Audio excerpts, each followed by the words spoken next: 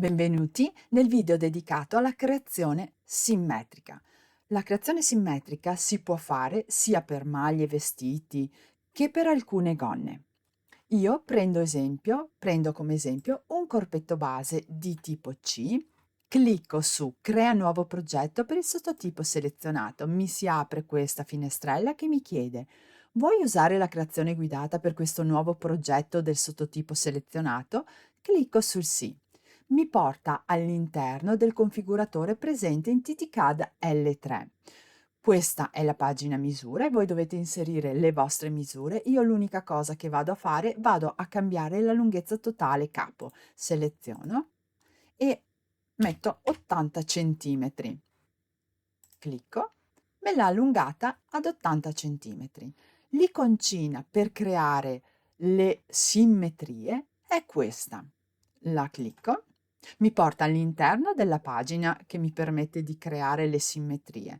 Però prima di crearli e farvele vedere, voglio andare direttamente in Crea progetto, perché così vi faccio vedere cosa si intende per creare simmetrie e non asimmetrie.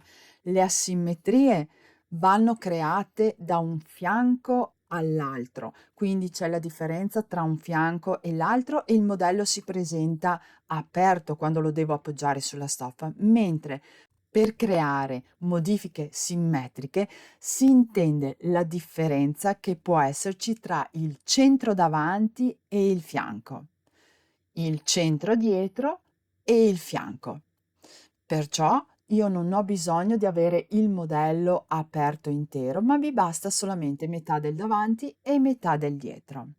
Il fianco del davanti e il fianco del dietro rimarranno sempre uguali della stessa misura e sono la misura che io ho inserito nella pagina misure. In questo caso avevo inserito 80 centimetri. Ma torniamo indietro. Ecco qua. Quando io vado ad applicare modifiche simmetriche, mi fa vedere il davanti intero e il dietro intero semplicemente perché è più facile vedere le curve e le modifiche che io voglio apportare, semplicemente per questo. Qui in alto questo riquadro riguarda il davanti e questa riguarda la parte del dietro. Andiamo a vederne uno alla volta. Questa verde originale io la clicco, mi dà la possibilità di fare la modifica sul centro davanti. In questo caso c'è accorciamento al centro di 5 centimetri. Questa è la linea originale del mio, in questo caso, diciamo della mia maglia e misurava 80 centimetri. Il centro davanti è stato portato verso l'alto di 5 centimetri, perciò qui la misura sarà di 75 centimetri. Però in quello verde originale, sia del davanti che del dietro, io non ho la possibilità di andare a modificare la forma. Lo posso fare anche sul dietro, se io vado a cliccare sul verde diventa una specie di retta, ma non posso modificare la forma. Mentre con le iconcine in rosa posso andare anche a modificare la forma. Vediamone una alla volta. Clicco, mi presenta questa forma arrotondata. Mi dice accorciamento del centro davanti di 5 centimetri, io naturalmente lo posso modificare a mio piacimento, mettiamo 10 centimetri, faccio applica. Ecco qua che mi ha portato il centro avanti più in alto di 10 centimetri, però posso anche allungarlo, cioè allunga al centro di, seleziona, ecco qua che me l'ha allungato di 10 centimetri. Questo lo posso fare anche per il dietro, però facciamo quello che me lo accorcia. Qui personalizza forma davanti, se io clicco mi porta all'interno della pagina che mi dà la possibilità di modificare la forma usando gli angoli e il peso.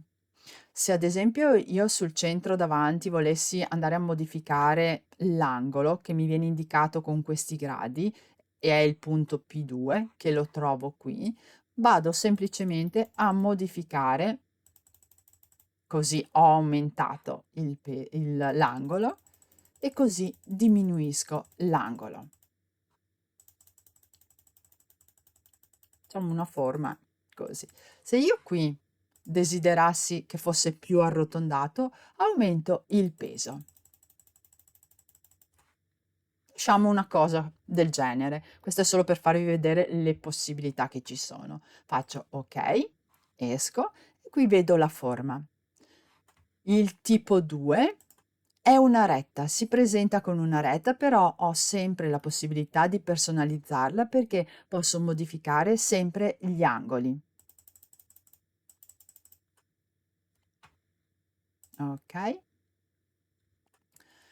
La 3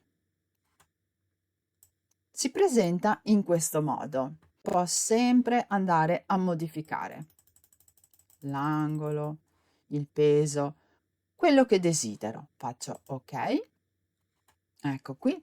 La stessa identica cosa posso farla per il dietro. Posso accorciarlo o allungarlo. In questo caso facciamo accorcia, si accorcia di 5 centimetri. Poi ho anche la svasatura. Se ad esempio lo volessi svasare, mettiamo 3 centimetri, faccio ecco qui che ho svasato sia il davanti che il dietro in automatico. Poi vado in crea progetto per farvi vedere che il davanti e il dietro si presenta in questo modo, non è aperto, non è intero, ma ho solamente metà del davanti e metà del dietro. Spero di esservi stata utile ai prossimi video. Ciao ciao!